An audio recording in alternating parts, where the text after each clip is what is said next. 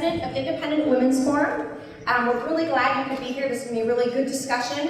So I'm going to tell you real quickly, IWF, a little bit about us. We are a women's group that is dedicated to not advancing policies that aren't just well-intended, but that actually create better opportunities and a freer, fairer country for everyone.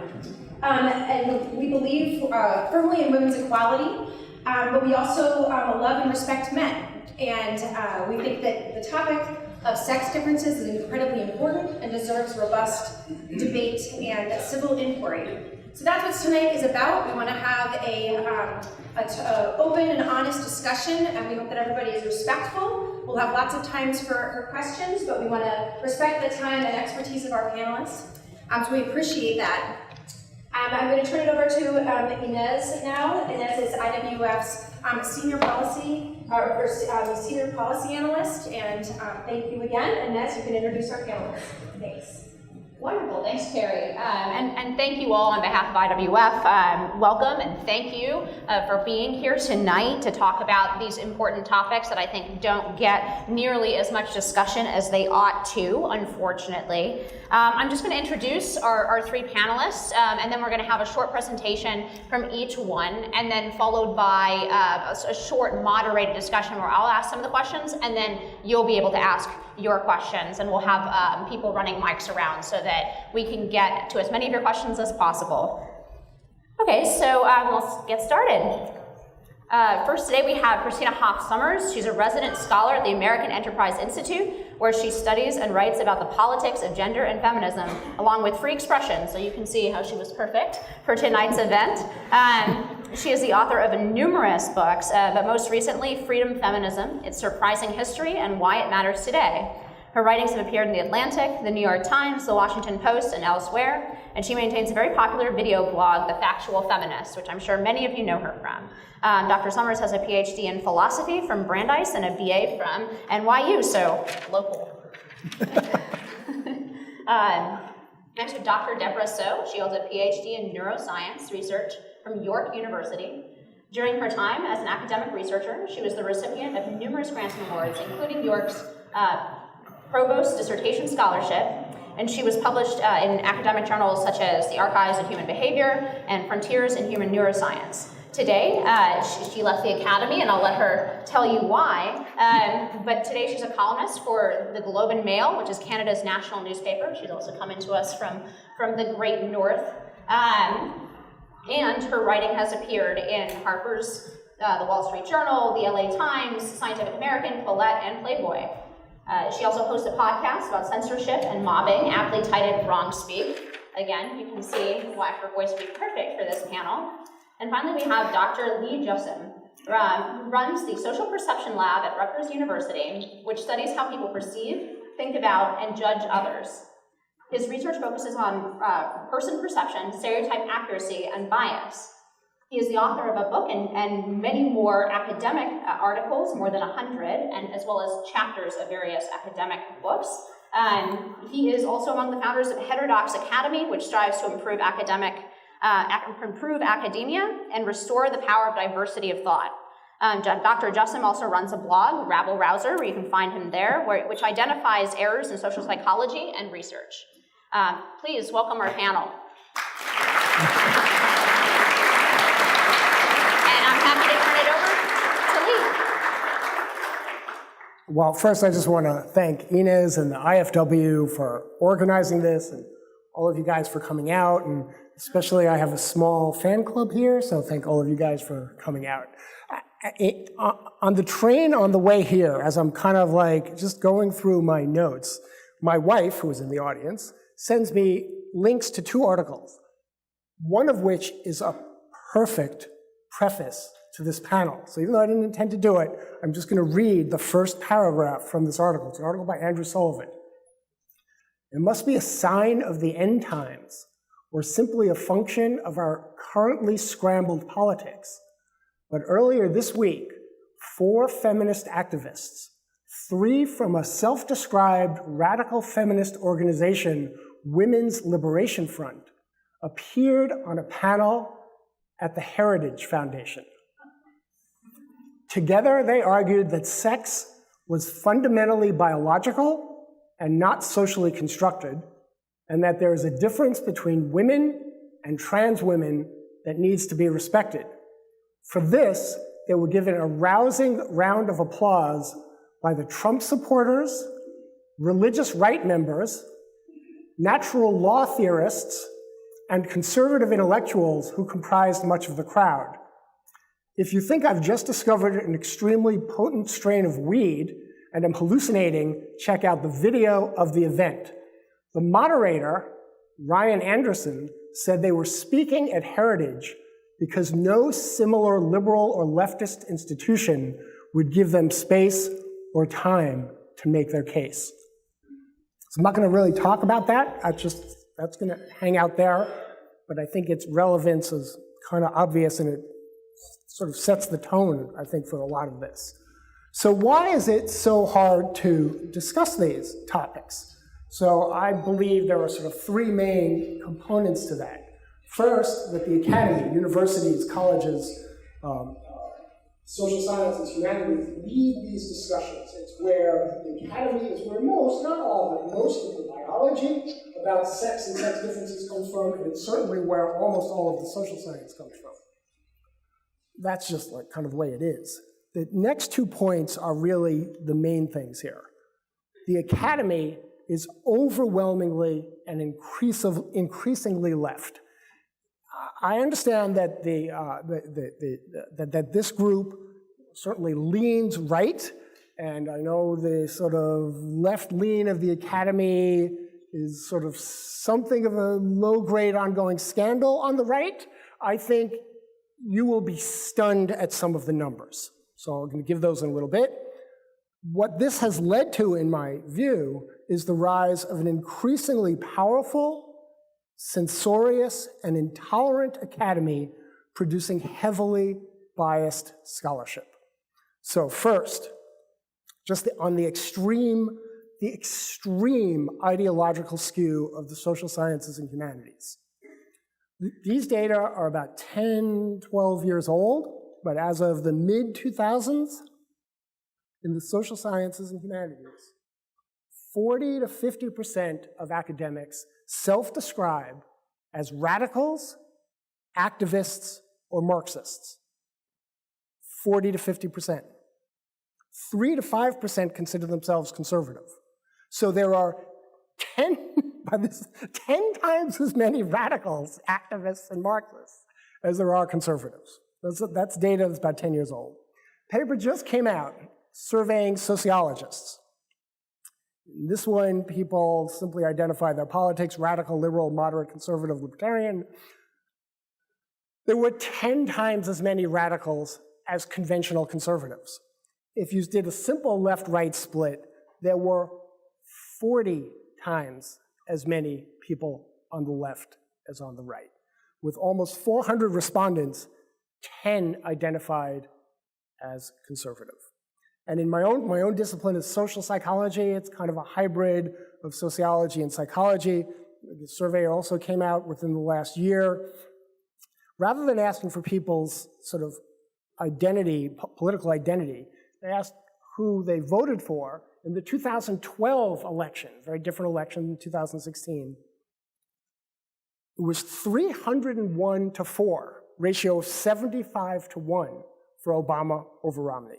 Now, I'm not here to argue whether that was good or bad or to convince anybody to change your ideology or partisan identification. The point is that this left skew in the academy is staggering. It is reasonable to colloquially describe the academy as having no conservatives. It's not literally true, but when you start getting down to the 1 or 2% range, for colloquial purposes, it's a reasonable description. Okay, so why might that be important? I mean, it's just a description so far. It's important, in my view, because the academic left, the extreme left in general, but you have so many extremists in the academy and have become increasingly censorious, producing increasingly distorted scholarship. So, the left, the academic left, the extreme academic left, which is much of academia, is obsessed with sexism and racism. Now, it's not that sexism and racism don't exist and aren't problems. That would be ridiculous. And because it's so hard to talk about these things, I am going to enter the conversation with a metaphor. A completely non-threatening metaphor, I hope. It's the metaphor of my knee. I'm going to start with the metaphor of my knee. I have a bad knee. I had cartilage damage about 30 years ago, and now the chickens are coming home to roost. There are certain things I can't do. I can't run long distances. I'm still an active tennis player, although I play more doubles than singles. I ride my bike long distances. I go for long walks. I can go for pretty aggressive hikes. But there are some adaptations I have to make to deal with my bad knee. Okay. Here is what is not true about my knee. Oh my God, my knee is horrible. I'm in endless pain. I can't even walk, and it's ruining my life. That would not be true. My saying that's not true doesn't constitute denial of things being wrong with my knee. It's a wild, histrionic, if I had that view, it would be, colloquially speaking, nuts. In my view, that is the academic left's prism through which it views, the prism through which the academic left views all sorts of social phenomena is comparably nuts. Oppression, which includes but isn't restricted to racism and sexism, is everywhere. So, why are there race and gender differences in outcomes such as careers in STEM, science, technology, engineering, and math? Go-to explanation, racism and sexism. Why was Trump elected? Racism and sexism. Why do people view the obese as unhealthy?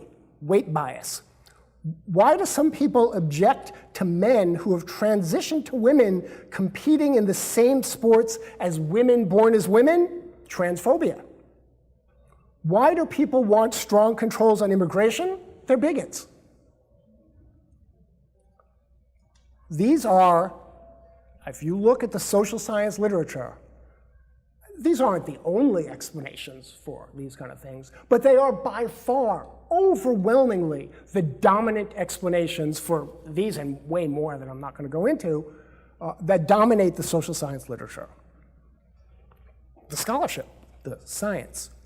So of course, if you argue for anything but the ism of relevance in context as a cause of anything, unless you're arguing for an ism, you are an immoral and evil ist, whatever the ist would be, yourself, and you can't be squashed quickly enough. And you know some examples of this, and I'm not going to go into them. You know the story of how Larry Summers was hounded out of Harvard. Most of you probably know how James Damore was hounded out of Google. If you don't know the story of Laura Kipnis, was hounded by Title IX investigations. I can talk about that later. Now, to be fair, most faculty are not that intolerant. But you don't need most faculty to be that intolerant to create an atmosphere of fear and intimidation. The tyranny of the minority occurs when a small, aggressive minority creates a climate of fear. And I think that's what we have.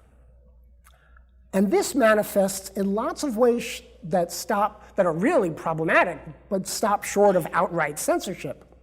You have an overwhelming scholarship that is systematically biased in favor of bias. You have scholarship. I think I'm just being descriptive, but anyway. You have scholarship that simply ignores evidence that people are often accurate in judging other people. It ignores evidence of merit and meritocracy. And it ignores evidence that real differences between groups exist independent of discrimination. It doesn't deny discrimination, but differences come from lots of places, one of which is discrimination, but there are lots of other sources as well. So I'm going to go through a single piece of research in some detail. I think this is an amazing piece of work. This is actually not my own. This is by my dissertation advisor from long, long ago, Jackie Eccles. I think she would describe herself as a feminist. The key question she addressed was, why do more boys than girls pursue STEM, science, technology, engineering, and math, education, and careers? And what she found was amazing. I think it's amazing. So she started with kids in high school, because that's where they really kind of begin to channel. The top performing girls tend to be, in high school, tend to be really, really good at both English and math skills. The top performing boys tend to be really good at math, but not so much verbal skills. People, whether boys or girls, who are good at both English and math have lots of flexible career options. Law, medicine, natural science, social science, engineering, arts, humanities, education, whatever. People, whether male or female, who are primarily or only good at math, really have far fewer career options. And so, to have a successful profession are much more likely to seek out careers in STEM because that's where their skills are. On average, brilliant high school girls have more flexibility, more pathways to success than just STEM. As a result, they disperse among more professions than boys who primarily channel into STEM careers. On average, if people channel into a variety of careers, fewer are going to end up pursuing STEM. Okay. That pattern, people with lots of choices will not all funnel into a single area, whether it's STEM or anything else. That is inherent in a system that provides individual freedom, personal choice, and makes judgments based primarily on merit. Again, this doesn't deny some ongoing discrimination, including in STEM, which, when it occurs, is an injustice that should, in fact, be stomped out. And it's good that I have colleagues, I think, in the social sciences and elsewhere, doing good work addressing that. But it's not at all clear that discrimination plays a major role in producing the gap in STEM. And so I'm going to end with these two bottom lines. Equal opportunity is incredibly important. Forced equality is terrible. Thank you.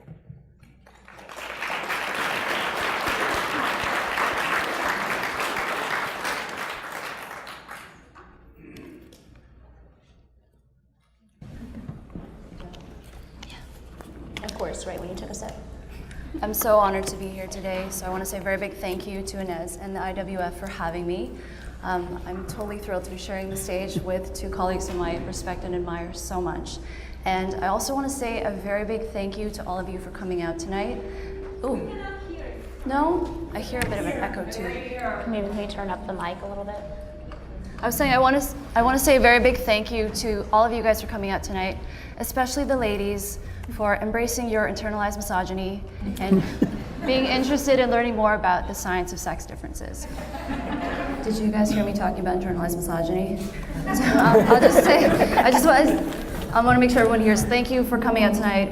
Really appreciate it, and especially the ladies for embracing your internalized misogyny and being interested in learning more about the science of sex differences. So even though this subject has been deemed controversial, it's crucial for us to talk about it, because if we want to improve the world we live in, we have to understand it accurately. I'm going to start by defining a few terms. Biological sex is either male or female, based on our reproductive functions. Gender is how we feel in relation to our sex, whether we feel masculine or feminine. When sperm fertilizes an egg at conception, the baby will be either female or male, and this biology will dictate hormonal exposure in the womb, as well as the child's gendered preferences and behavior. So, still can't hear me? No. Some people back here can't hear. Speak up, I think. This is the patriarchy at work, see?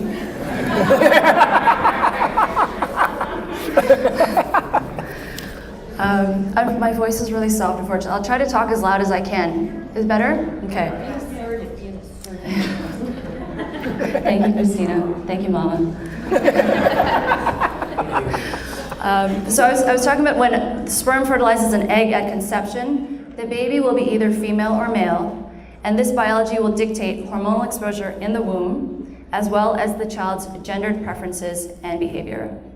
So to be 100% clear, and hopefully my talk won't get us flagged by the Southern Poverty Law Center's hate watch,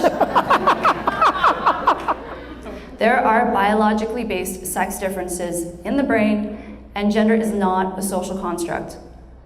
Prenatal testosterone influences our behavior and what we find interesting. Higher levels of exposure are associated with more male-typical interests and behaviors, regardless of whether the baby is male or female. Case in point, I will often hear women who aren't in favor of biological explanations saying things like, "I've never been a girly girl, I've always been more interested in things men do." And they will take this as evidence that femininity is the result of socialization. In reality, from a scientific perspective, women who are gender atypical, like myself, were likely exposed to higher levels of testosterone in utero. For example, studies have shown that in young children, toy preferences are innate, as opposed to being shaped by parental feedback. Most girls will gravitate towards socially engaging toys, like dolls, which help social and verbal abilities develop. Most boys will gravitate toward toys that are mechanically interesting, like cars and trucks, which foster their visuospatial skills. The fact that gender preferences are biological becomes even more clear when we look at studies done on girls with a genetic condition called congenital adrenal hyperplasia. These girls were exposed to higher than usual levels of testosterone in the womb, and they will gravitate toward male-typical toys when they are born, even if they are given more praise from their parents for playing with female-typical ones. We see the same trend in our primate cousins, including rhesus and vervet monkeys. Young female monkeys gravitate toward dolls, while male monkeys prefer wheeled toys, despite the fact that parent monkeys don't care which toys they play with. There are thousands of studies documenting the effects of prenatal testosterone on the developing brain. Even before birth, exposure to testosterone changes the way in which male and female brains grow. There's no way that the behavioral differences we see between men and women are purely due to socialization, unless a person wants to argue that an unborn baby is capable of learning gendered stereotypes while still in the womb. The bottom line is socialization plays a role in shaping us, but it can't override biology. You may have heard that the quote-unquote new science shows that male and female brains are identical. A single study came out in 2015 that suggested, much to the horror of sex researchers everywhere, that male and female brains are indistinguishable from one another. In response, a group of my colleagues reanalyzed the exact same brain data from that study and found that you could, in fact, tell a male brain from a female brain at a rate much higher than chance. But while the media promoted the first study to no end, because its findings were flashy and politically correct, it refused to cover the second study because presumably being scientifically accurate isn't as lucrative. What's disappointing is that this kind of research won't do anything to end sexism, because pretending that male and female brains are exactly the same doesn't do anything to challenge a sexist person's underlying beliefs that women are inferior. Sex differences have become so verboten that you can now lose your job for discussing them, as we saw in the case of James Damore's infamous Google memo, as Lee has mentioned. As a refresher, in August 2017, James Damore, a senior software engineer at Google, was fired from his job and excoriated by the media when a memo he wrote citing biological explanations for the underrepresentation of women in tech was leaked to the public. The science that James cited was completely correct, and I defended his memo in a column for the Globe and Mail. On average, men and women find different kinds of occupations interesting, and this is influenced by prenatal testosterone, as I mentioned earlier. On average, men gravitate toward thing-based occupations like engineering, and women gravitate toward people-based occupations like social work and nursing.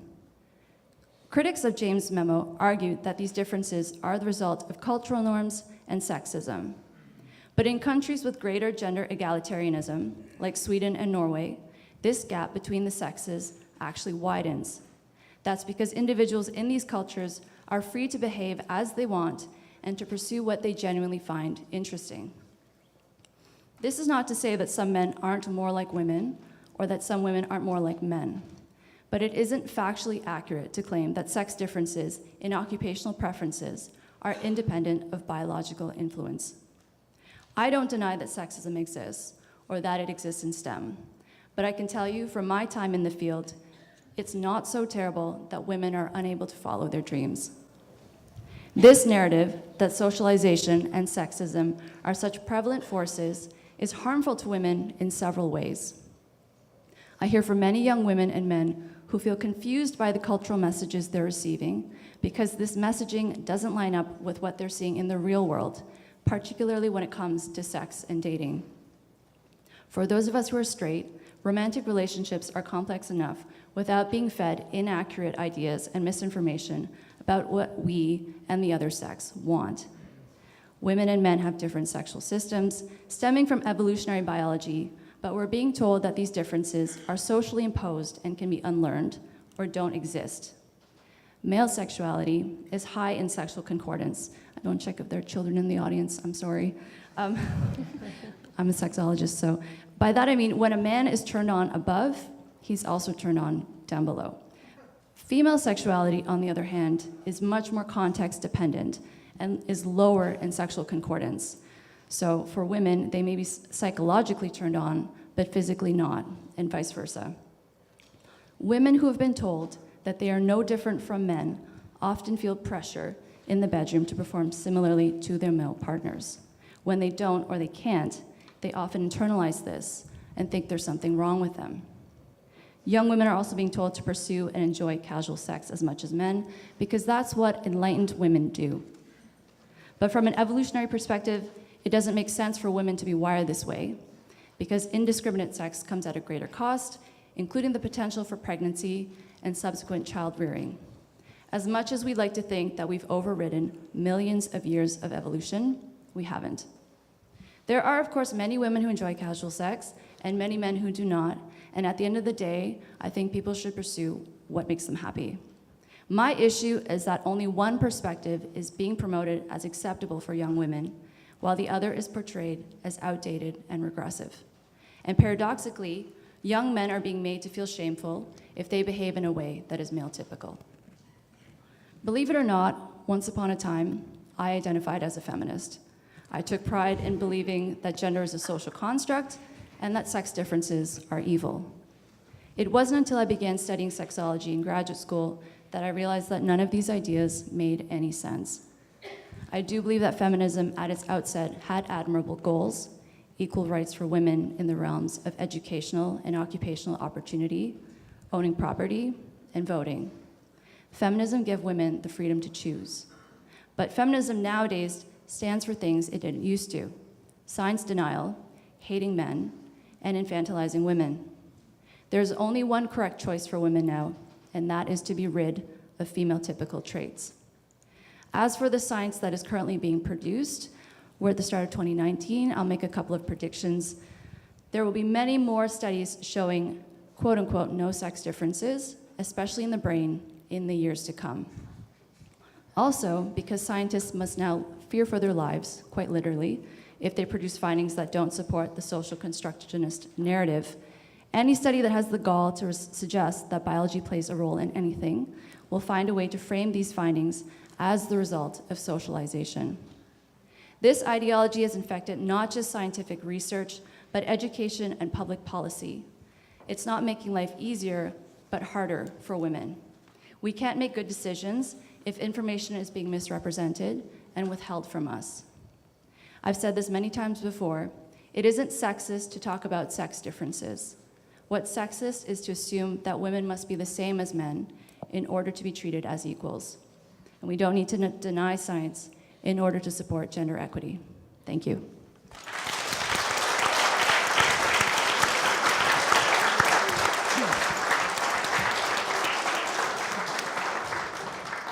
Good evening. And can you hear me in the back?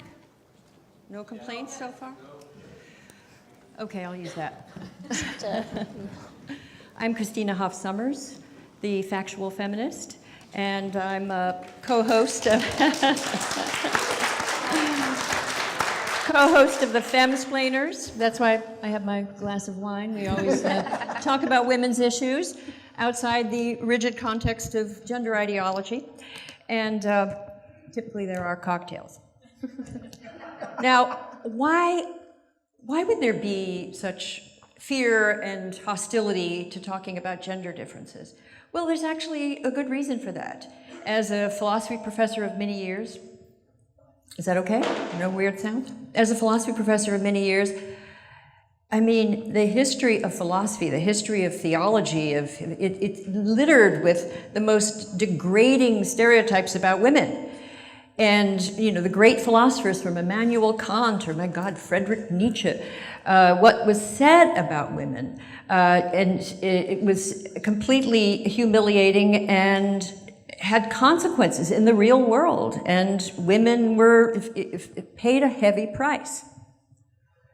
So today, this has been the attitude among many, perhaps a majority of feminist scholars, that this is harmful to women, and just don't do it. There's so many ways to go wrong.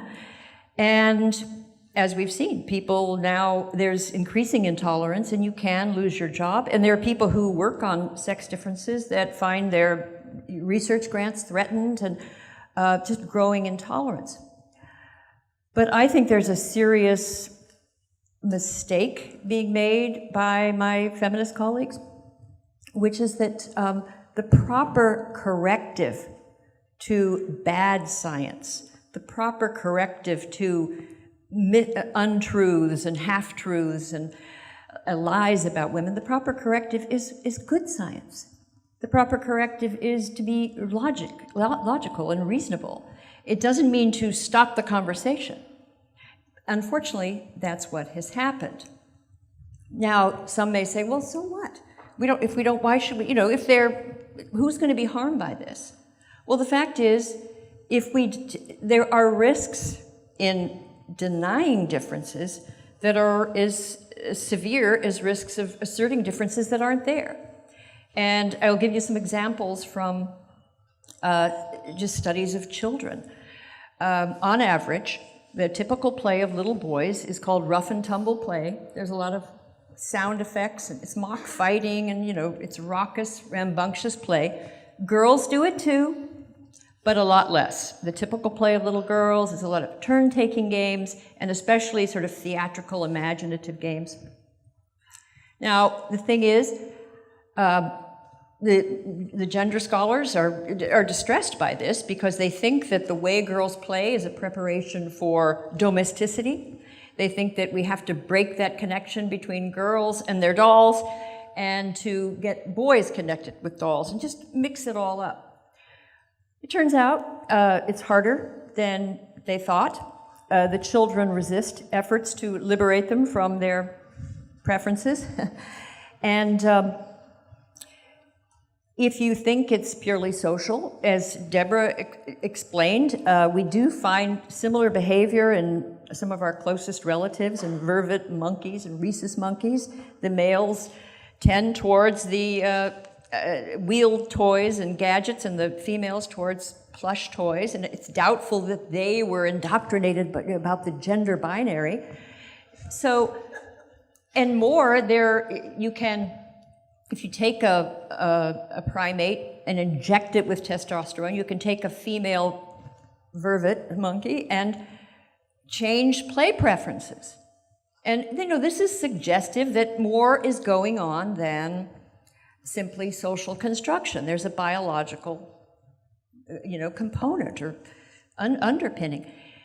Now, what happens, though, is increasingly there's a movement to get kids to be gender neutral, more gender neutral play. Just at the last year of the Obama administration, there was a conference at the White House, and they brought in toy makers to liberate children from the pink and blue aisles. And they were celebrating the fact that Target was no longer going to have girl and boy sections. Now, I don't mind the fact that Target would take down the signs, girls and boys, because that is painful for kids. There are gender atypical kids who want to, a boy who wants to play with the princess doll and the girl who wants to get the dump truck, and they have to go over and it says boy. You don't have to do that. But the kids will find their way to the toys they want. And typically they will find, the girls will find their way to the sparkly aisle and the princesses and so forth, and the boys otherwise. And it's not, and what happens is increasingly in our schools of education, and certainly in gender studies, in the popular media, parents, teachers, everyone is learning that this is artificial, it's not real, you don't have to acknowledge it. But scholars have noticed, for example, that boys are falling behind in school, and it's a lot harder to get a boy to read. Cross-culturally, we find that girls have better verbal skills. Boys have better spatial reasoning skills. It gives them a slight advantage in math and science, and girls have a huge advantage in many of the demands of elementary, junior, high school, college, everything. So you would want to make special efforts, and fortunately we are doing that for girls, to special efforts to interest them in science, but boys have sort of been left behind, and increasingly maleness is thought to be not only a social construction, but one that's very harmful. And the sad thing is, I've seen two researchers, for example, studied the classroom, and they looked at how often did teachers interfere and redirect play, sort of correct the child and say, no, don't do that.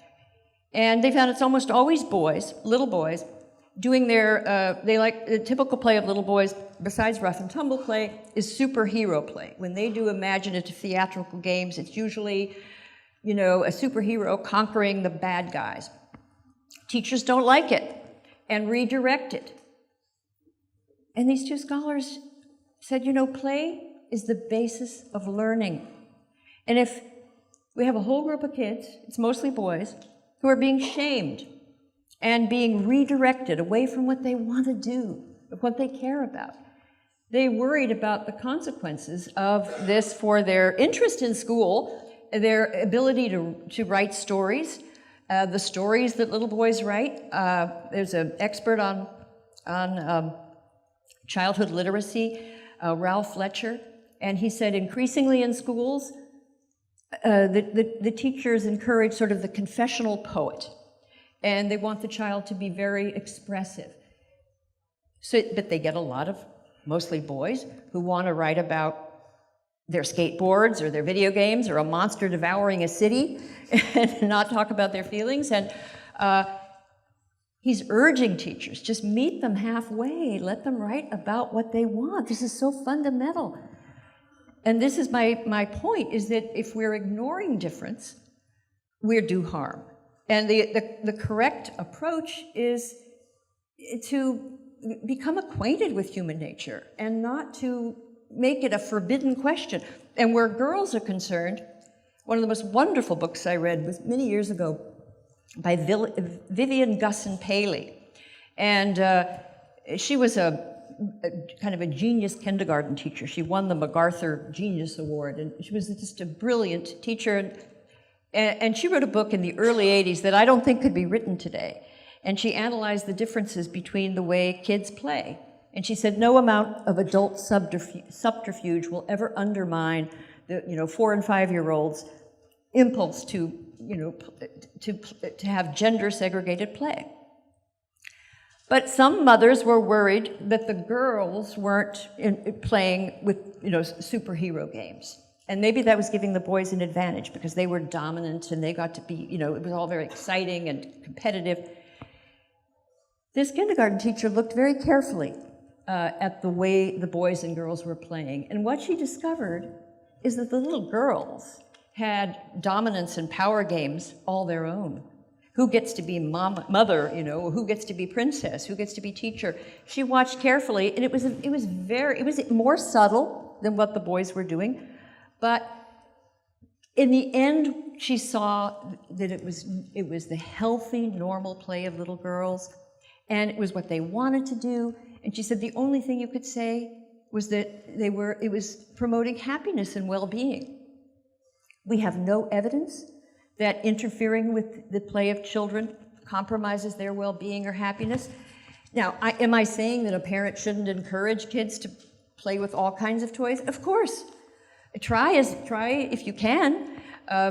Someone gave my granddaughter Eliza a train, and when her father came downstairs, and she was putting a blanket over it and putting it to sleep. Now, gender scholars have heard these stories. They don't like them. And there's a professor of psychology, Virginia Valian, who's written a book called Why So Slow? And she attributes all the problems of women to gender schemas and false stereotypes. And she urges parents to try as hard as they can to get boys to play with girls' toys and girls to play with boys' toys. And fine, try. But at a certain point, you have to let the child play the way they want. Play is the basis of learning. It's the basis of happiness. So she's aware, she and other gender scholars are aware that biology, that, you know, in this long battle between nature and nurture, that nature's making some advances right now in the scholarship and the science.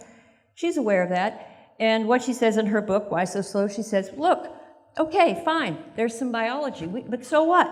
We combat biology all the time. We vaccinate, and, you know, we inoculate.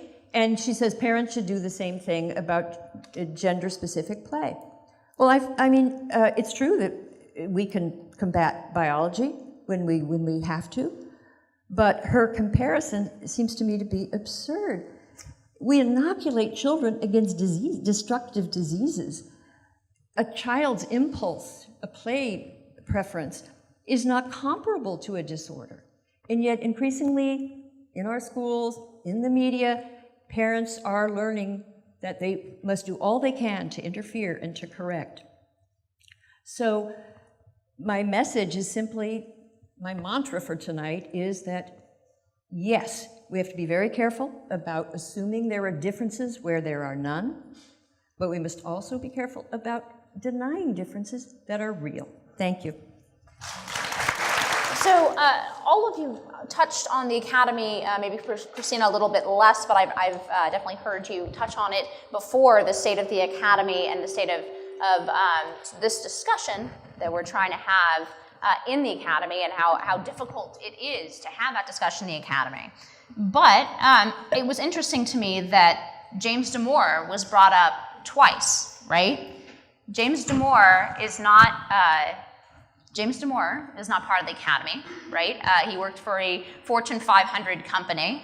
And we also talked about the media coverage of your follow-up study, Dr. Soh, and we talked about education, public policy. So is this ideology in the academy that you so aptly described, the incredible skew in the academy that is affecting the research that's coming out, what are the effects beyond the academy for the rest of us when we have to deal with public policy decisions, when we have to deal with Fortune 500 companies, when we have to deal with employment? What are the effects beyond the academy of the skew within the academy? Well, I have the microphone. I'll start. You know, I have been with this wonderful organization for years, the Independent Women's Forum. And we used to have these events, and people would come and listen and agree with us, but they would say, but is this really a problem? And we would have to admit that we were mainly describing some, you know, sort of out-of-the-way places in the academy. You'd have to go to the Women's Center, or you'd have to go to, you know, certain classes in gender studies.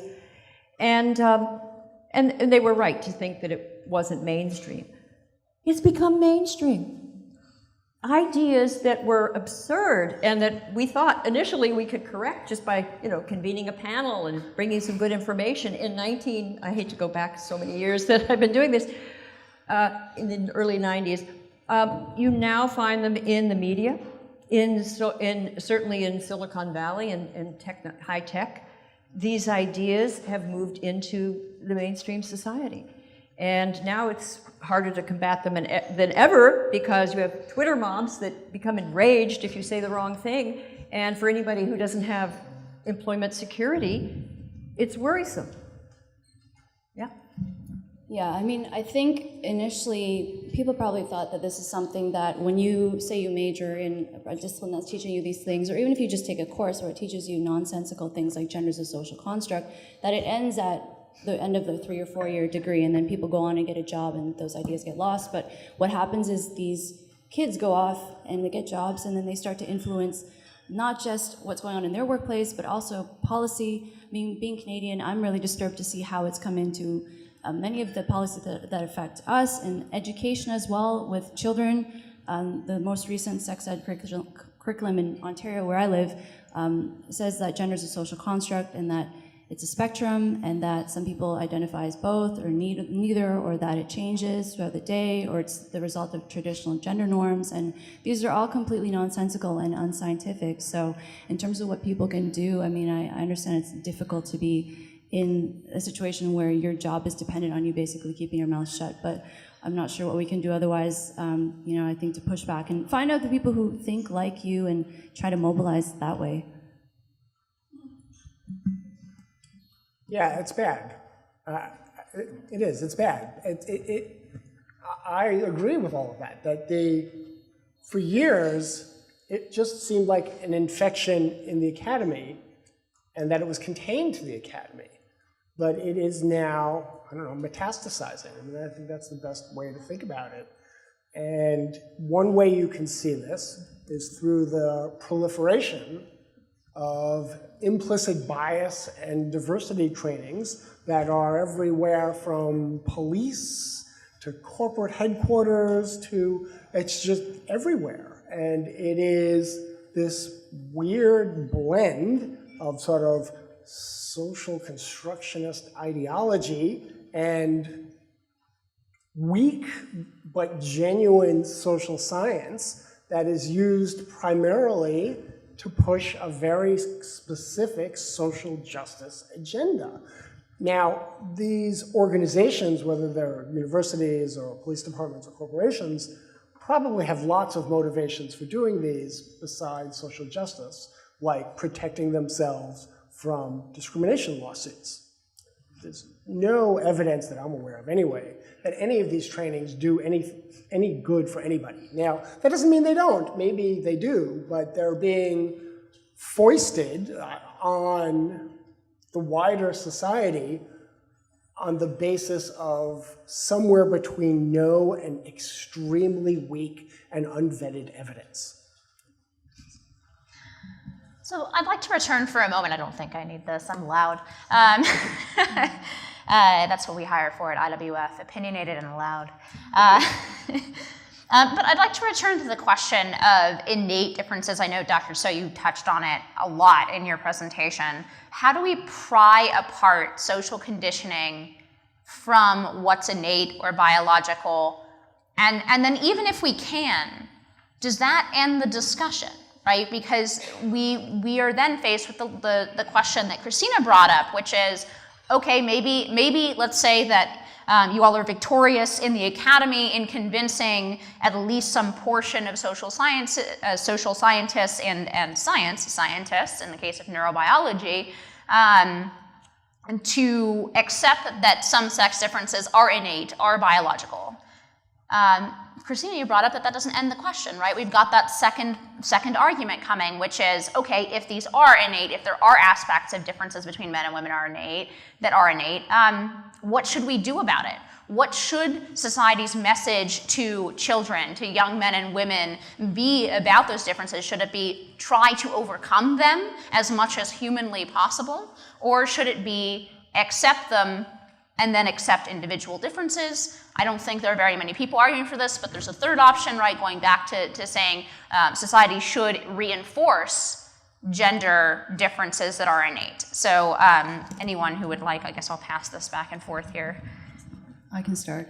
So I think what's important is just that people are able to pursue what they find interesting and that they're happy, whether that is being gender typical or gender atypical. I feel nowadays there's such an emphasis, especially among parents, they feel that if their child is gender typical, that that's somehow going to limit them and that's going to be harmful to them, especially with girls. And I hear all kinds of stories about parents who are horrified if their girls play with dolls.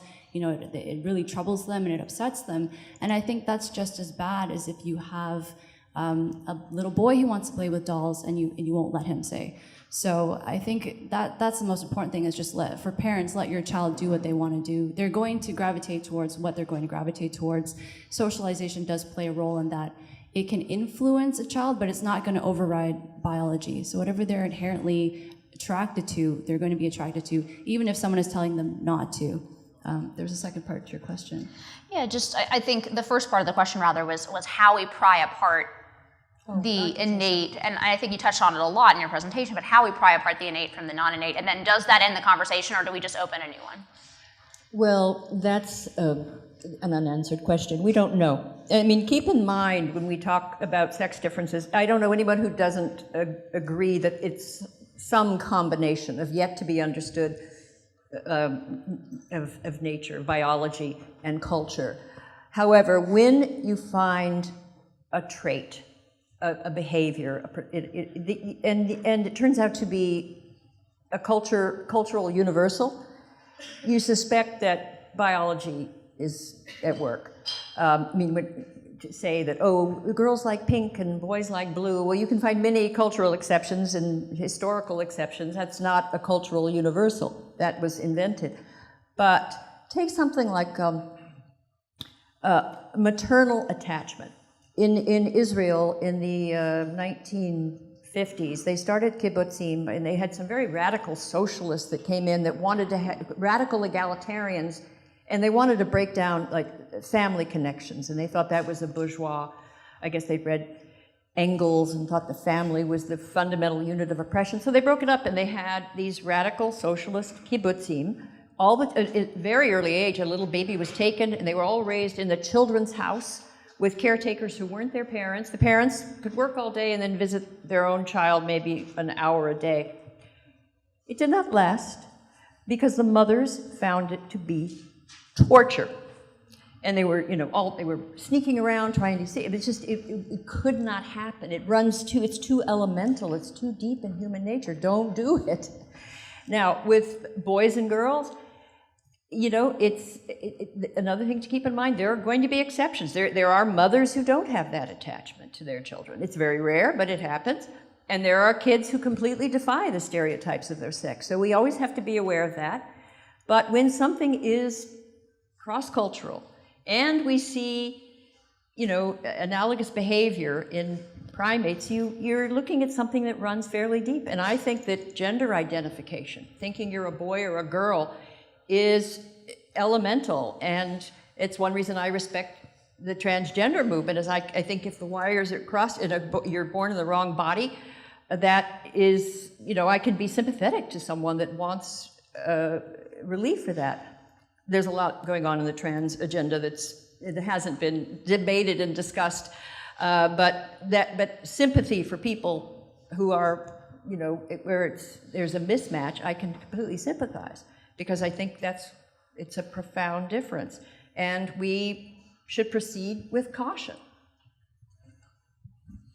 You guys can keep that. So you guys can keep that, I'm loud enough.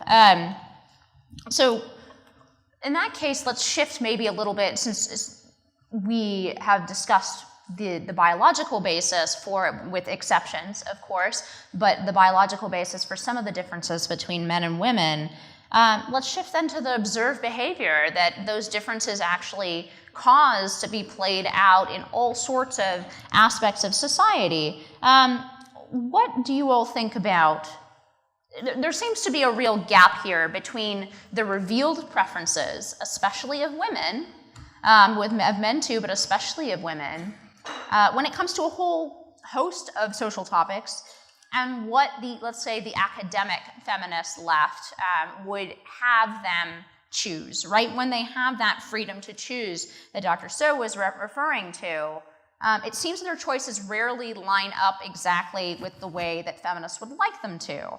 For example, we have this paradox of declining female happiness is recorded over time since the 1970s. Since women have made advances, feminist advances, female happiness has paradoxically seemed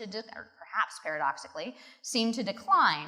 We also see consistent differences between men and women in the workforce in what they choose, how they choose flexibility or hours or part-time work differently than men, and how they balance career and family differently than men. And then finally, perhaps most controversially of all, it doesn't seem that women as a whole tend to prefer what we might call the Gillette man. They seem to like a little bit of toxic masculinity in their revealed preferences when it comes to who to date. So how do we deal with this, or maybe perhaps how would the feminist left deal with some of these differences? And then how should we deal with them instead? Should we completely embrace them? Should we just say, you know what, these gaps are not a problem, they're in fact evidence of freedom? I mean, how should we deal with the fact that when women have the freedom to choose, as you said, they often choose differently? Anyone? This is a free-for-all. I can comment about whether women really want the Gillette man, and the answer is absolutely no. Even very progressive feminist women, it's really interesting because I get people reaching out to me, they read my columns and they tell me what's really going on in their sex lives. And so you'll have very, very progressive women who love very masculine, toxically masculine men, and they feel awful about it. And then on the other side, you have men who are very masculine who say, I have all of these feminists who want to date me. And they feel guilty about it. And so I look at this situation and I think, if you both like each other, there's no problem there. So why is this being made into a problem? So I just wish we could talk honestly about this. I think we can have equal rights for women and advocate for women. Again, if they want to be gender atypical, that's totally fine. If there are some women who are more masculine, that's fine. But if there are women who are more feminine, or if they have, interests in men who are very masculine, that's not necessarily a bad thing. That's not harmful to women. And I wish that the feminist movement didn't feel the need, current day feminism didn't feel the need to denigrate men and masculinity so much, because I think it would go much further if it was a little bit more open. And also, male feminists, I've written about this before, male feminists are just very sneaky. They're not, I mean, there are some, I think, who genuinely are on board with this cause and they believe that. There are some men who believe in equality for women, and that's a good thing. And then, but the ones who run around with the pussy hats and go to the Women's March and wear that big badge that says that they're an ally, those guys are doing it because they know that's a way to get partners. And so...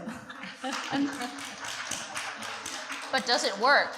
Well, that's the thing, because women don't want to date male feminists. So then what happens is these guys get very angry and bitter and say, well, why am I a feminist if it's not getting you women? So, and then on the, one last point, and also you have to wonder too, the men who go around who actually take this on, because there are some of my male friends tell me they will go on dates with women. It's getting very personal now.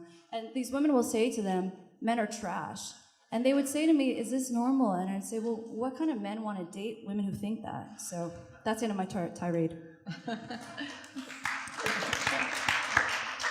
One consistent difference between men and women, cross-culturally, is that you find that men are a little more assertive and women are more coy. Women are choosier and men are less discriminating, and for casual sex.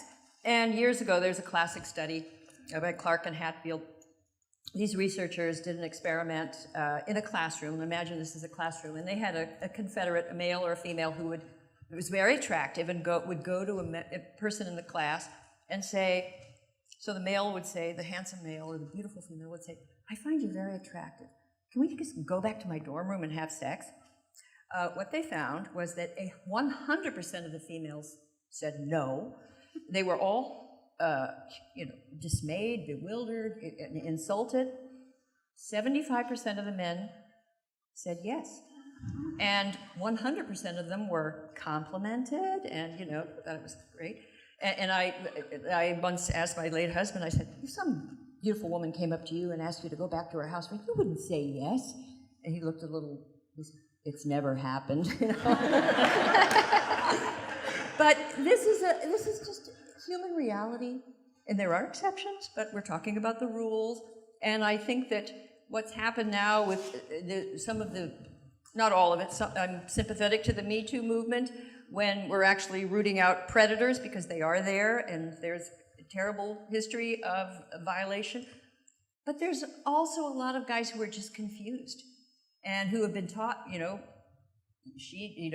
and women are the same, and you think it's great if somebody came up and grabbed you. Well, she thinks that's great, maybe not. So there may be a reason to go back to certain codes of civility and, shall I say, gallantry.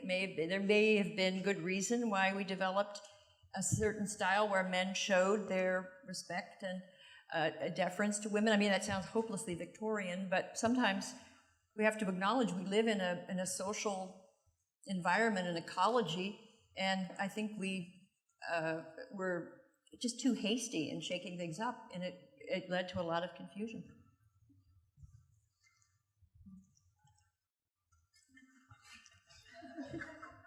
My natural contrarianness is beginning to emerge. So I don't disagree with any of that, but I am going to tell you another research story, which doesn't contest any of this, but might change how you think about some of it.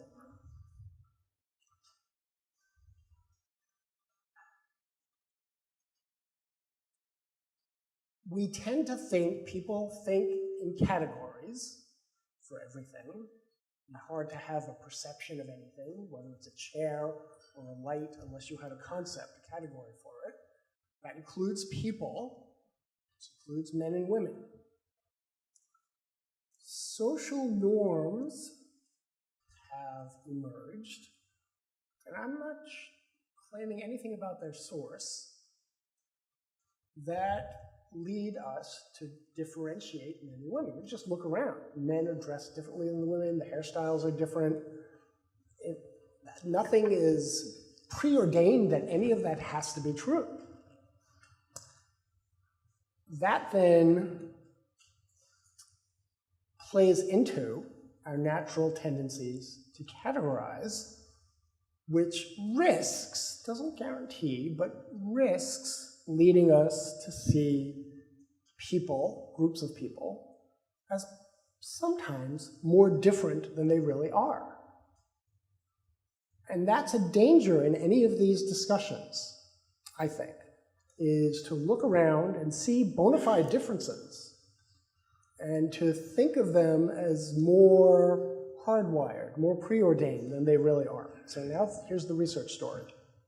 We just published this paper. It's a series of studies, experimental studies, all done in the lab, where we had people interact with other people, but in different rooms so they couldn't see each other. And we purposely misled the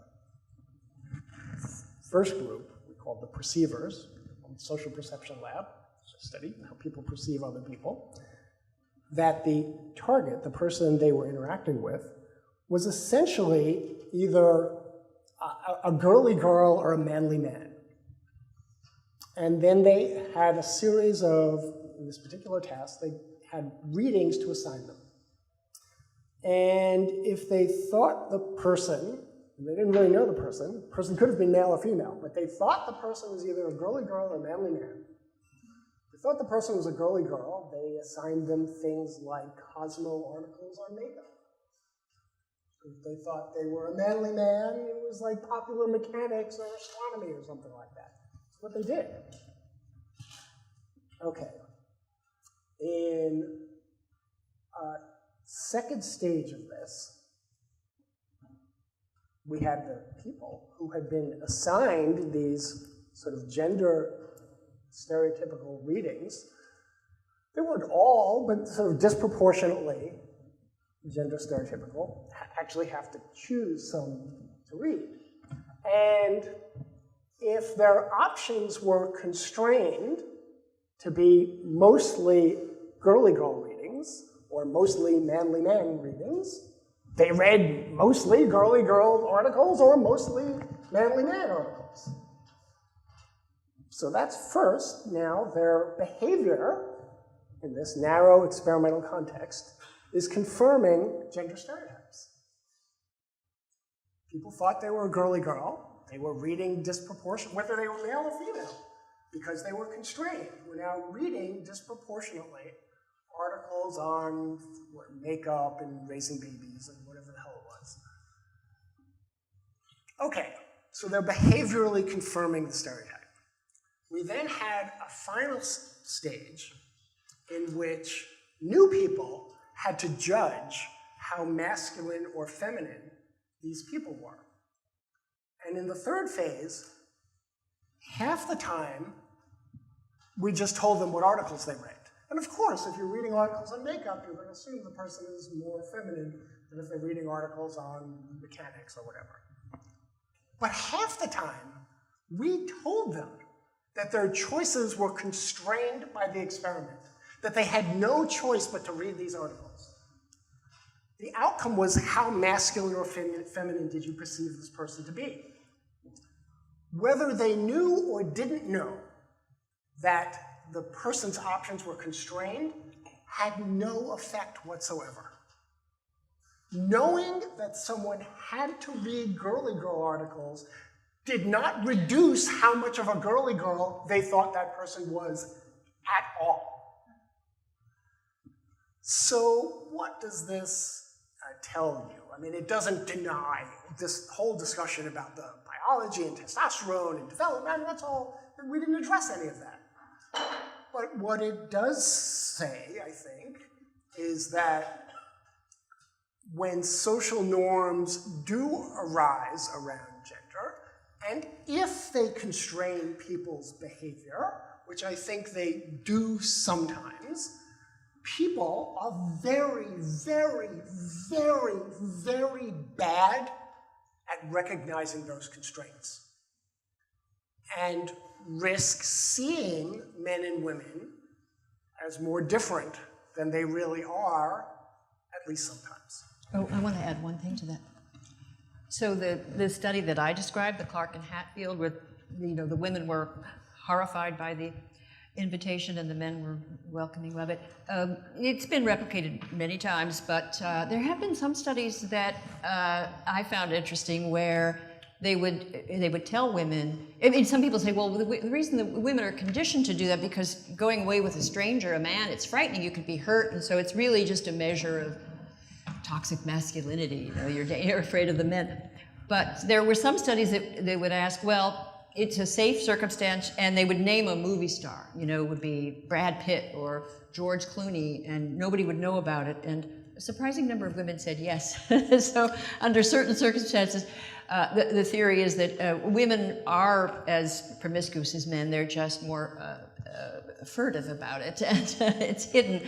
So, and to your point, a lot of it we don't know, and it could be projection and confirmation bias, but still, I once heard a feminist who was on the Slate Culture Gab, it's called the Slate Culture Gab Fest. It's a Slate podcast, and she very much believed in the social construction theory, but she had twin boys, little boys at home, and something very strange was happening. They were obsessed with trucks and outside. And they just would run to the windows, and they had to spend like a lot of the day. And she said, I mean, I didn't do that. And she said, but somehow, I mean, I believe it's socially constructed, but there's a there there. So that's where we are. There is a there, but we don't know exactly where it is or how much it's going to count. It's there. It has to be accounted for. But we do have an academy. We do have now an environment where people just want to deny it. And that's not going to get us anywhere either. So we depend on psychologists, if you're allowed to continue with your experiments to enlighten us. I similarly, is it on? Not for you. No. What did you do to it? Yes, no. Is this working? Yeah, a little bit. Yeah, Maybe I clicked it off or something. Oh no, mine's working.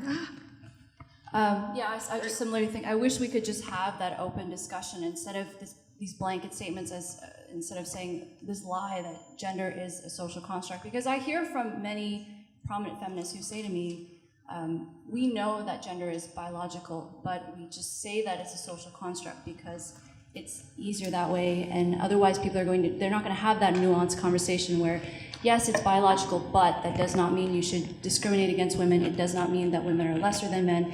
That's a lot of work, I guess. But I think that's a more fruitful conversation, because otherwise what happens is people see you saying that gender is a social construct, and they just don't take you seriously, right? Because I think a lot of people know that doesn't make any sense. So I have a general question then. It seems like a lot of our conversation is focused around making sure that in discussing the rule, we do not exclude the exceptions.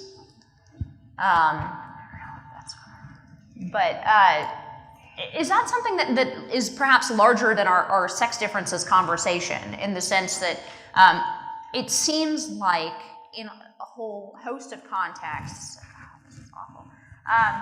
It seems, I think it's that close to, yeah. So I think in a whole host of contexts, maybe not.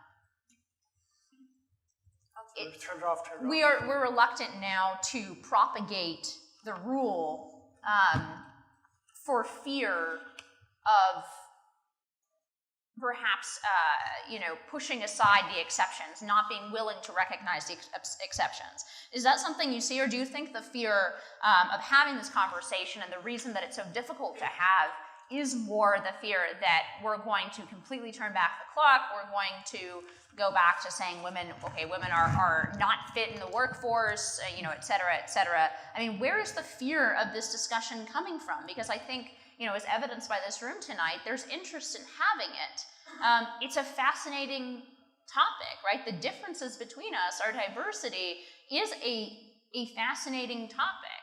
So where do you think that fear, the root of that fear, comes from? Why don't we want to have this conversation? Well, as I said, there's a very compromised history. And, women were thought to be too fragile and too emotional and too inferior to compete with men in the public space, and kept out of law schools and medical schools and business schools and almost everything. And so there is such a toxic history that I can understand just having a kind of gut response that when you hear about differences, someone's just about to discriminate. They use it to discriminate. But I think we can, as I keep saying, we can be aware of that and then try to just be better scientists and be better empiricists, and not to just deny the evidence of our eyes, which is that there's a there. I would like if the public, or I guess people who are skeptical of scientists, if they could give scientists the benefit of the doubt. So I'm sure most of you in this crowd are pretty okay with scientists doing their thing, but the sense I get is that there are many people in the public who are very afraid, and they think that if researchers were free to pursue whatever questions they wanted, because nowadays researchers cannot do that, and that's actually why I ended up leaving academia, but I think there's this sentiment that if researchers could just pursue what they wanted, they would be finding ways to justify discrimination against women. So I'm the opposite. I'm bored with this. We'll have time for questions. We're gonna keep going with this, and then there will be time for questions. Yeah, let's open it up. Yes. We're gonna have time for questions, and we're gonna wrap up in a minute, and we're gonna turn it over to you. But in the meantime, there are people who want to hear the answer to these questions. So if you guys could keep it civil, please.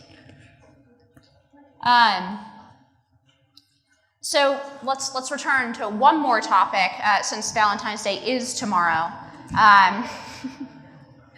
So we talked a little bit about perhaps how the dating market today, or it's one way in which men and women, at least for the vast majority of them who are heterosexual, cannot avoid each other and cannot avoid interacting with the different aspects of femininity and masculinity. It's at least one place where we can't avoid that. So how do these biological, neurological, and psychological differences that we've been talking about, how do those play into the dating market? How do they, how can we come to a better understanding of each other and perhaps have interactions between men and women in our society that are less hostile, less fearful, and less generally scary seeming? Well, I think it would help if we stopped this tendency that I see, it's so strong now on social media and in the journalism in general, of attacking men. There are some, there are men who are predators and who are dangerous and toxic and Neanderthal, and some women who aren't so nice either. I'm not sure that that evil is a male preserve. I think we find both men and women equally capable, but that is the exception, not the rule. Most people, in our society overall, are trying their best, but what I find is, and right now in the colleges and maybe even in high schools, there's now these statistics that implicate, the average man in all of these atrocities. Like 1 in 3 American women is battered, and we're all just held down, and we're living in a state of siege. It's practically the Handmaid's Tale, and the men are the ones that are keeping us hostage. Although there's some bad women in there too, but that is toxic. Is to teaching young women to fear men. And the kind of feminism I believe in is teaching young women that they are the equals of men. You don't have to be the same. In the pursuit of happiness, we may take somewhat different paths on average, but we are different but equal, and to celebrate that. But right now, it's not a period of celebration. It's a period of demonization of all things male. Just one final question, and then yes, you guys will have a chance to ask your questions. Each of you, what advice would you give then to, let's say, anywhere from 12 or even, younger young women and men, or boys and girls through, let's say, college age, men and women who are just starting out, figuring out how to pursue what they want in life, both professionally and personally. What advice would you give to them about navigating these issues as in the current both academy and the broader culture, as we talked about, the Fortune 500 companies, the media? What advice would you give them in navigating all of that? I would say to young women who are interested in STEM, don't be afraid of men, don't be afraid of sexism in the academy. If that's what you want to do, there's no doubt that you can do it. I really don't like how much fear-mongering is going on about sexism in STEM and how women face so much harassment. Of course, it does happen, but again, if you... Speak louder, please. I'm trying. Speak into that. Yeah, it's not... I don't think it's picking up. Oh, that's the problem. Is this any better? Yes, I'm just gonna hold my shirt like this. Loud and so I was just saying, for young women who are interested in STEM, don't be afraid, and don't be afraid that sexism and sexual harassment is rampant, because yes, it does exist, and it's terrible that it does, and women should not have to deal with that. But I feel that this narrative is really not helping women, because it's actually terrifying young women and turning them away from going to STEM, instead of acknowledging that, in some cases, the gap we see is just because women, on average, may not find these disciplines as interesting, and there's nothing wrong with that. Oh, and as for men, I would say, for young men, don't be afraid of being masculine. If you are with female partners who don't like that about you, you'll find other partners who do.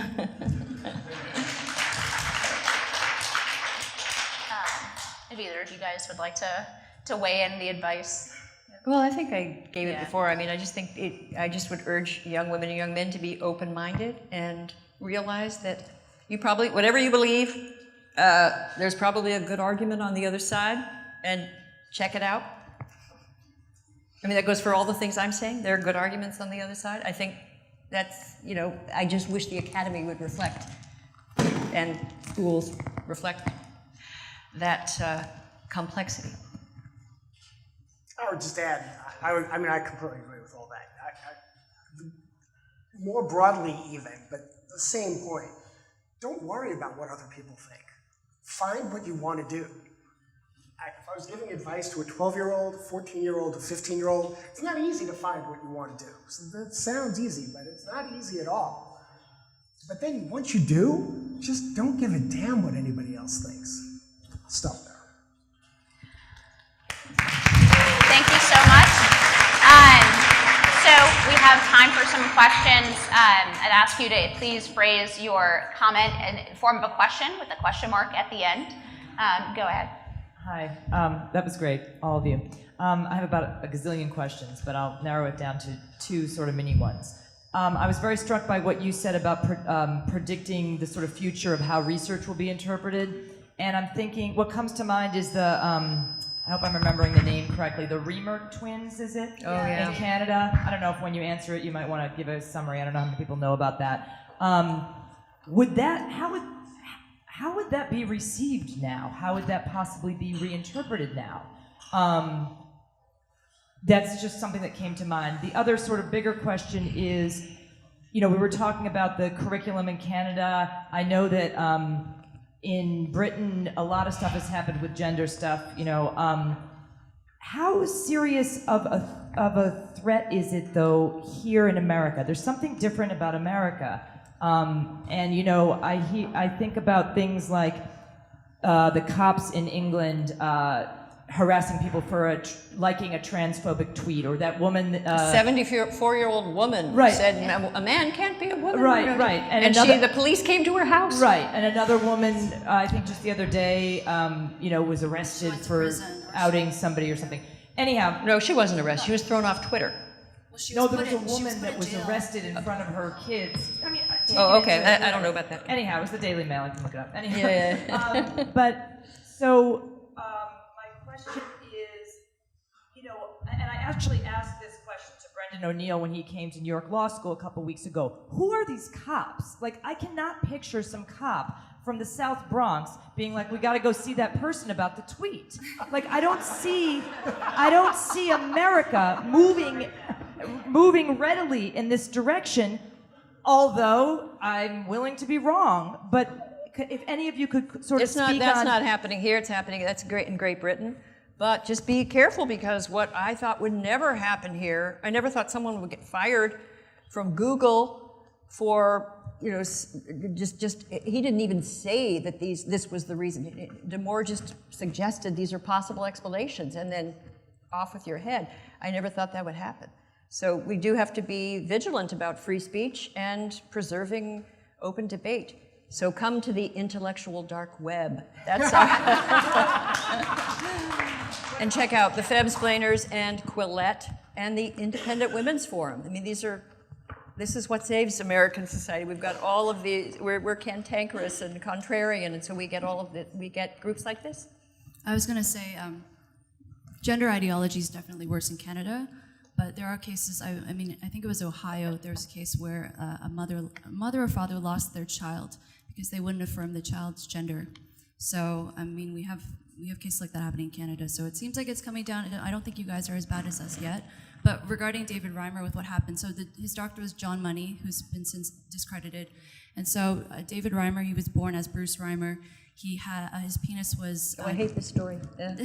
destroyed in a botched circumcision, and so his doctor decided it would be better for him to raise him as a girl, and so he claimed that this study was a success, and that John Money, and so he claimed that this study was a success. But then what happened is when David reached the age of 14. He wasn't happy, and his father told him what happened, and then he decided to go back to living as a male, and then he tragically ended his own life when he was, I believe, in his 20s. So it shows that gender is not something that can be taught to a child or molded. Whether something like that would happen today, I would hope not, because I won't go too much into the details of what went on during therapy, but it was really, really inappropriate, the ways that the doctor would try to teach this little boy to be a girl. Very unethical and inappropriate. So I don't think a study like that would happen today. But nowadays, even basically, like I would do brain imaging before, and brain imaging researchers can't even look at sex differences without, hell to pay. So it's not. Sorry, I'm sorry. It's not so much would that happen today, because I don't think that would. It's how would that story be received today? I almost think that it wouldn't be talked about. It's not talked about, and what the feminist said, oh, well, this happened, he was already, 9 months old, or there'd been enough time for the family to discriminate. So, no, you can't falsify their theories that it's, social constructionism is not falsifiable. It's whatever you say, they just explained it away through. I don't think journalists would cover it either, because there are many stories like this happening, not exactly like this, but so that go against the narrative, and they just don't touch it. So people don't hear about it. Hi. Well, first of all, I'm from the UK, and I would say that the reason it happens in the UK is because we have things like hate speech laws, but the reason you know about it is because we have journalists covering it. So I think that's an important distinction. But with the transgender theory, I've noticed that there is a belief in biological differences, and specifically brain differences. In fact, I read studies that claim that a trans woman's brain resembles a cis woman's brain. So I was wondering if you could address that. Yeah, there was a study that came out, I think it was a year ago, that got a lot of attention for that. So the thing is, there are studies that show that for transgender people, and I'm all for trans rights, so I think adults should be allowed to transition if they decide that's what's right for them. I am critical of transitioning in children because the scientific literature does not back that as the best way forward for these children. But in terms of brain imaging of transgender people, it has been shown that for transgender people, their brains are shifted in the direction of the sex they identify as. But the only caveat is that everyone who is scanned in these studies is also homosexual. So if you have a study of, say, trans women, so people who are born male, identify as female, they're also attracted to men. So what's not clear is when you're scanning their brains, are you looking at the sensation of feeling that you're the opposite sex, or are you looking at sexual orientation being homosexual? Sorry, homosexual is considered a non-PC term, but I use that in a research context. So I think it's important that we're open-minded to that research, and that even if it showed that, say, that wasn't the case, I don't think that should justify discrimination against transgender people. But the research is still very much conflated. There is a very strong research literature showing that sexual orientation, say whether you're gay or straight, there's a very strong correlate with the brain. So that is likely what we're seeing.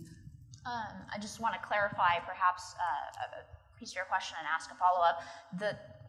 If we're talking about trans women's brain scans being more like women, doesn't that imply that women's brain scans are in fact different from men's, and that we're able to make that comparison? There seems to be a contradiction there. If you're denying that gender is real, masculine and feminine, then why do you have to take drugs, to accommodate someone who feels like they're the other gender?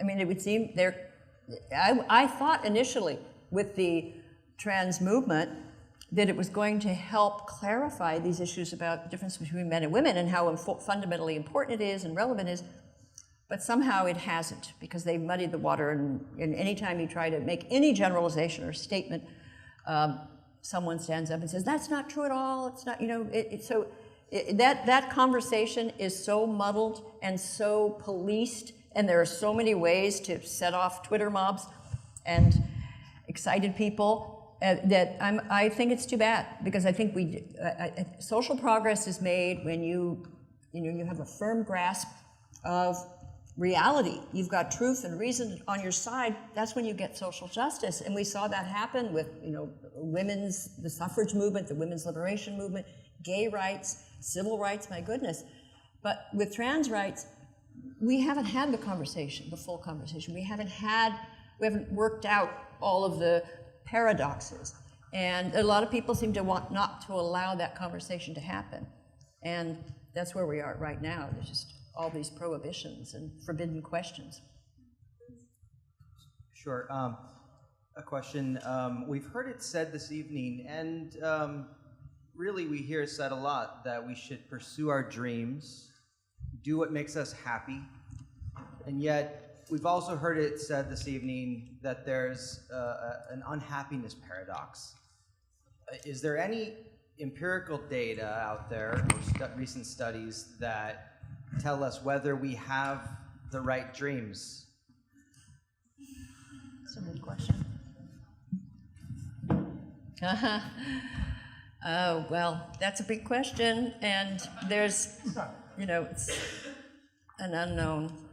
They're the correct dreams. I mean, we can screw people up by shaming them for wanting to be who they are, but to actually tell people what is the path to happiness, and I don't even entirely trust the happiness studies.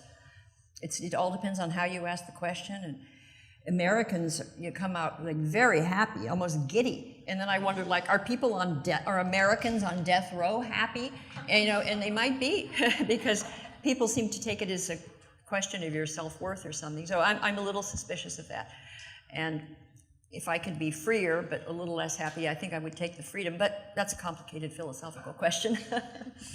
Having done clinical work in psychology, to me, happiness is if you are not causing harm to yourself or other people, you're not experiencing distress in your day-to-day life, you're not experiencing impairment. So that would be, it's different for everybody, so I'm not sure if that answers what you're getting at with your question. You asked if there was the single best piece, and I've only read parts of it, is John Haidt's The Happiness Hypothesis, where he goes into not only empirical research, but philosophy and religion from all around the world about beliefs about what produces happiness. And following your dreams, to me, was really more on an issue of professional fulfillment, but that's not the only source to fulfillment. A sort of major, I think there is good evidence that having a healthy family environment, whatever nature of family can be very different in different contexts, but having close relationships that you value and that are satisfying, and also being plugged into a wider social community. There's actually pretty good evidence that religious people, on average, are actually happier than atheists, and my reading of the literature is that it doesn't have much to do with God per se. It has to do with, if you're religious, you're usually plugged into a religious community, and we are very, very, very social beings. I think that's a major source of happiness for most people. So I think there is some empirical research on that. And get a dog. And I think Dennis Prager also has, I don't think he goes into the social research, but he has an interesting thesis that would probably be different from us up here, saying that happiness is a force of habit largely. And in fact, you can behave one way and fake it until you make it, I think, is his theory. I think he has interesting things to say about it. The general assumption here seems to be that social constructivists have good intentions, but they're misdirected. And most people do have good intentions. But I find myself thinking about that scene from 1984 where Winston Smith tells O'Brien, oh, the party wants the best for us. And then O'Brien sends the pain up through the roof and says, Winston, the purpose of power is power. Do you want to think that maybe some social constructivists are advocating that because they want to be the constructors? And maybe that biology and natural tendencies might be a resistance to social constructors. I think so. I think I don't want to rag on these academics too much, but I do think for some of them, they make six figures, and I think they know on some level that what they're publishing doesn't really make a lot of sense. So I would like to think for most people who have kind of bought into this ideology, they genuinely think that they are helping women, but they're helping society move forward. But I do think on some level, especially people who are monetizing it, they know. I would say that in my experience, they believe their propaganda. They are true, and that's part of the problem. It would almost be easier if they didn't believe it and they were for sale. You could buy them. They truly believe it. And I think it's almost like and I don't know when it's going to end. To me, it almost looks like this movement for prohibition, and where we persuaded everyone, Americans of all things, persuaded them about demon rum, you know, we're going to ban it. And everybody is, it's so hard to amend the United States Constitution. We amended the Constitution. And then we had to undo it because it had all sorts of unintended consequences. This may be that kind of movement. It's just going to go through the society. We're going to amend the Constitution and annul Mother Nature.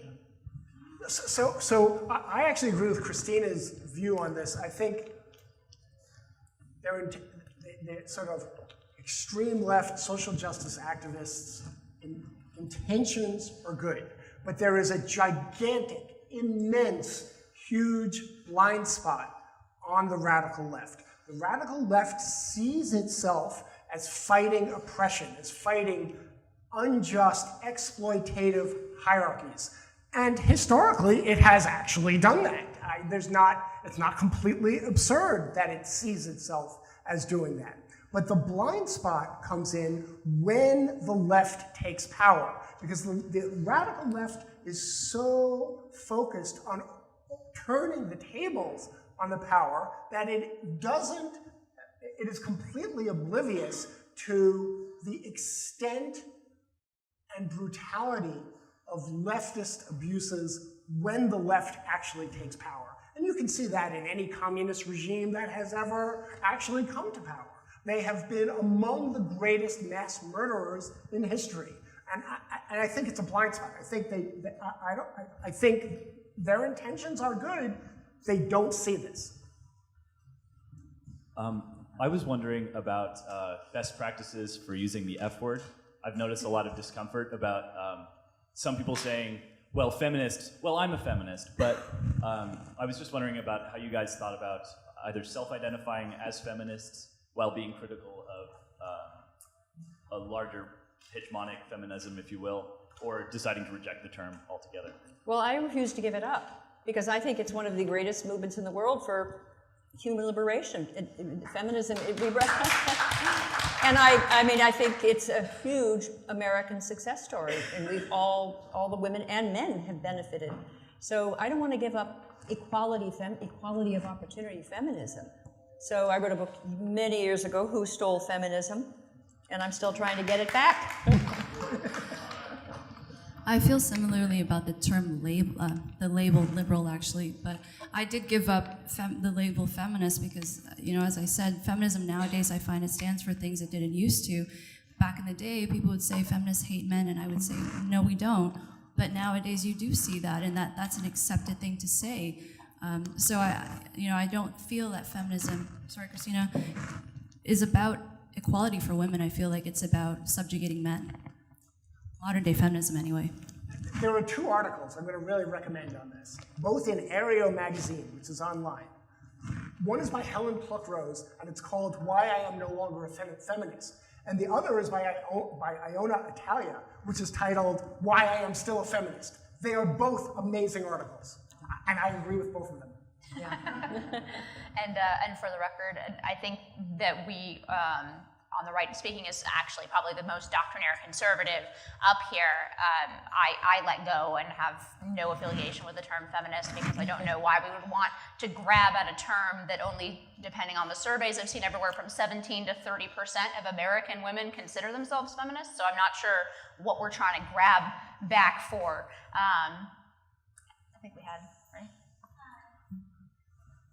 First, I want to thank you. I'm a scientist, so I want to thank you for having the courage to stand up and take all the hate that comes with that.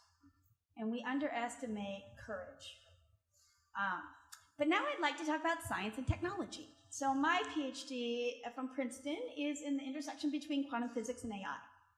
And I find all of this very laughable because why are we admiring men? I love men scientists. Thank you for all your contribution. But the reality is that as far as the scientific method got us, is 4%. So anybody that's looking at genetics and quantum physics and the model of the mind is that, oh my God, we're stuck, we missed something. Okay, so even in the fields of science, there's an upheaval because they're starting to think that maybe this concept of the external senses or the masculine dimension is describing reality might be all wrong. So this goes back to that there's a paradigm shift happening. And what I find really super exciting is that women weren't any part of modern science nor modern spirituality. Because when men made the rules of science up, it was like a huge rage on witch burning. So the highly intuitive men, so all we know with the scientific method is what the men could model with their instrument. That's all we know. And it got us 4%, yay! But so why I'm speaking now is that by accident, I'm the only one that mobilized women to say, oh, that's super cool, but wait, let's do the 5,000-year job review. How far? Maybe the female instrument is slightly different. Maybe if we just didn't say everything you knew and realize that it's all made up, your best effort and thank you so much, we come out with like complementary results, of which we did. So we actually But the scientific method was developed to take out any of that bias, right? You're a scientist, you know it's objective. No, but it is objective. How is it not objective? How is it not objective? And what are the results that have come from feminist methodology? Well, it's not feminist. It's actually or women's way of knowing. What have you found? Thank you. Okay, so is there are we complementary instruments? So I would say when the methodologies were being developed, this wasn't the highlight of women's intuition. So whether it was spiritual, ontological, basically all the belief systems have come from the male instrument, of which there was grand contribution, but also grand conflict. Because we had the spiritual men and the poets and the Kant, and then we had the number guys. So in what way has feminist science improved upon this? I would never call it that. What I would say is what my work demonstrates, and you can read it up on MIT, the articles just went out on the future of knowledge and intelligence, is it shows that what we discovered is that women, if you realize that men made language, okay, and the problem that has been stuck in AI or consciousness is the language of the interior sense, is by creating a scientific sisterhood of women, we actually found out that women could actually give language to felt perception. And that was universal patterns that women were picking up on that had never been given language or mathematics, so much so that it would complement things that men knew. This is new findings. But you still have to use, I mean, this is interesting to me, I want to check it out, but you still have to use scientific methodology. Oh, exactly. So we do believe in repeatability, universality, we believe in those things, but the question is that if we didn't assume, if we didn't enter science as science was, and say, hey, what would we do if we didn't have to apply to that doctrine? What could we model, measure, give form, and mathematics to? Okay? With the idea that we do believe in universality, we got different results. There's all sorts of genetic findings I can tell you that says maybe men and women are complementary instruments of perception, cognition, and linguistics. And the beautiful thing is that we found a complement to the parts that men couldn't complete. This is new finding. But what I'm trying to say, and what I think is really important to give to 12-year-olds and young people, is that it's all one big bloody experiment. Culture's made up, science is our best effort. But it's not, because there's a scientific consensus on this, right? Why would we be doing more research if it's one thing if it shows something different, but like thousands of studies show this. That show what? That shows that there are sex differences, and they're biological. This is beautiful. Then what happens if we utilize those sex differences to re-examine? That doesn't say that men and women aren't complementary. I mean, I'm a strong supporter of sex differences, but I think also men and women complement each other. Whatever you come up with, and then you submit it to the scientific community, and it doesn't ruin your career to criticize it. You know, people can criticize it and find faults in it, and you don't automatically say, well, that's sexist, or you're a man. If you can do that, more power to you. But it still has to be submitted to peer review, which means the scientific community. I am a believer in that, but what is repeatability, duplicatability, those I believe in. But we still have to recognize that the best that men has given us, and I love male scientists, is all the men are like, we didn't get it right. So this is an opportunity. That's what I'm trying to say. So let me jump in here. Okay. I'll just say I will be open to reading your study when it comes out. I don't think all men think alike, but no. Okay. No, there was science versus spirituality. Men have never resolved that either. Let me jump in, because so I'm not sure how much I understand that. I don't claim to understand AI. The male mind. Right. Because I got it. But however, let me make 2 points. If we agree, and I think we do, that there are biological and then psychological differences, some hardwired between men and women. Speaking as one of the founders of Heterodox Academy, which is here to advance viewpoint and perspective diversity, to the extent that men and women do actually think differently about things, it behooves the sciences to be as embracing of everyone, male, female, liberal, conservative, across any dimension of diversity that you can come up with, because different people often really do bring different things to the table. Years ago, 20 years ago, I was an officer in an investment club, stock investment club. We had no point but just to make money. But we belonged to an organization called Better Investing. And every year, they did a report on the performance of the member clubs, these stock investment clubs. And every year, we did this for almost 10 years. Every year, they analyzed the performance by all male clubs, all female clubs, and mixed clubs. And every year, on average, lots of distributional differences, but on average, it was the mixed clubs that had the best stock performance. So the idea that there is something about, in this particular case, gender diversity that actually improved decision-making was tangibly demonstrable in the quality of the financial rewards. So in that sense, if I hear what you're saying correctly, that women bring something different to the table that was perhaps not in masculine-dominated science for all those centuries, I think I can get on board with that.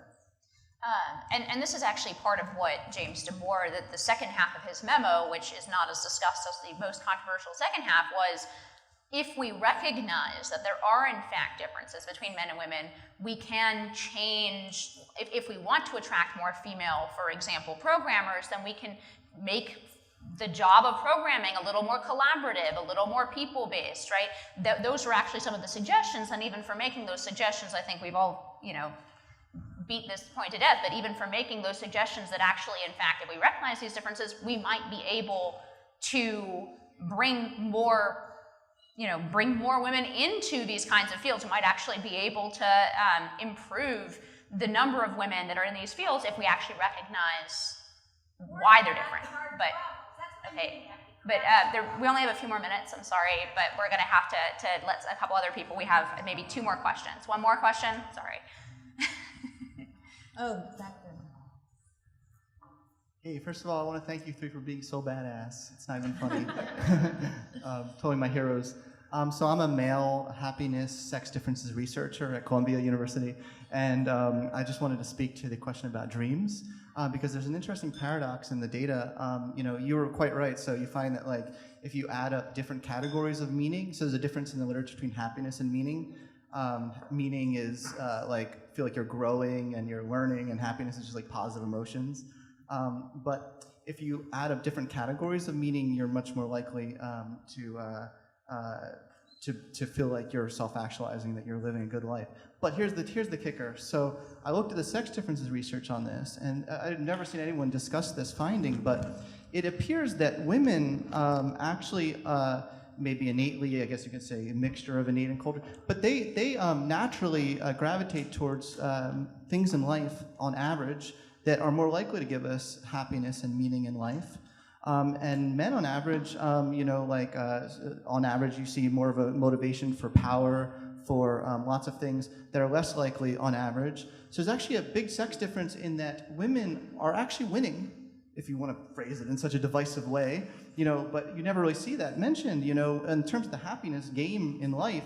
A lot of the most simplest things in our lives are give us the greatest pleasure, being with your children. We shouldn't denigrate lots of things that women like to do. So I just wanted to say that. Yeah, good point. All right, thank you all so much for coming. Please go to iwf.org. We would love to host more forums like this one, but we depend on you guys to support us in doing that. So please visit our website. And thank you all for coming tonight.